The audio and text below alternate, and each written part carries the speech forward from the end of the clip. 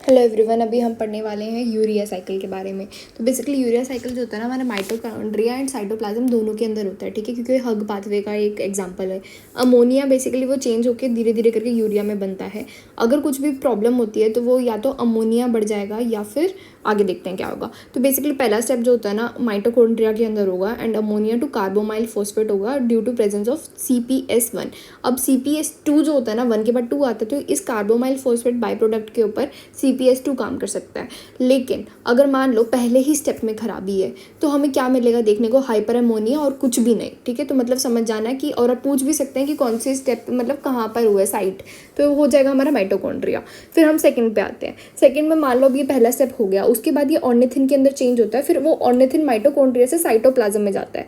अगर आपके उसमें प्रॉब्लम है, ऑर्निथिन के अंदर वो चेंज नहीं हुआ या फिर उसके ट्रांसपोर्ट में दिक्कत आ गई, तो अगर ट्रांसपोर्ट में दिक्कत आ गई, ऑर्निथिन में कन्वर्ट भी हो गया, तो हमारा क्या होगा, ऑर्निथिन हाइपर हो जाएगा। एंड साथ में ना सिट्रुलिन होता है जो हमारा साइटोप्लाज्म में जाकर इसमें कन्वर्ट होता है।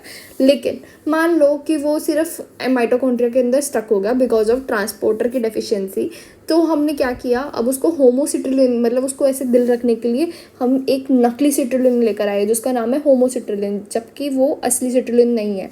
तो अगर आपको ये वर्ड दिखे ना तो आप समझ जाना दिस इज HHH, ठीक है। फिर उसके बाद हम जाते हैं अयोटिक एसिड पे। अब ये जो हमारा सेकंड स्टेप होता है ना, CPS1 के बाद ऑर्निथिन में कन्वर्ट होने का, अब मान लो कोई भी आगे डेफिशिएंसी है और वो ऑर्निथिन के अंदर कन्वर्ट नहीं हो पा रहा, तो ये जो कार्बोमाइल फॉस्फेट बाई प्रोडक्ट है ना, ये एक्यूमुलेट होगा। ये CPS2 जो होता है हमारा, वो होता है पायरिमिडिन पाथवे में। पायरिमिडिन पाथवे के अंदर होता है हमारा अयोटिक एसिड।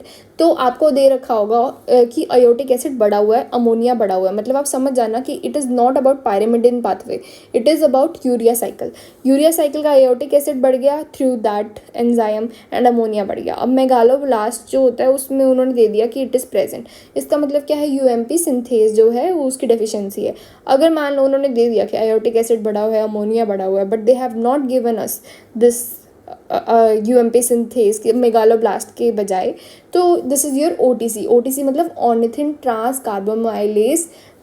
एक वो होता है एंजाइम जो कि इसको कन्वर्ट करता है into citrulline. So that's all, thank you.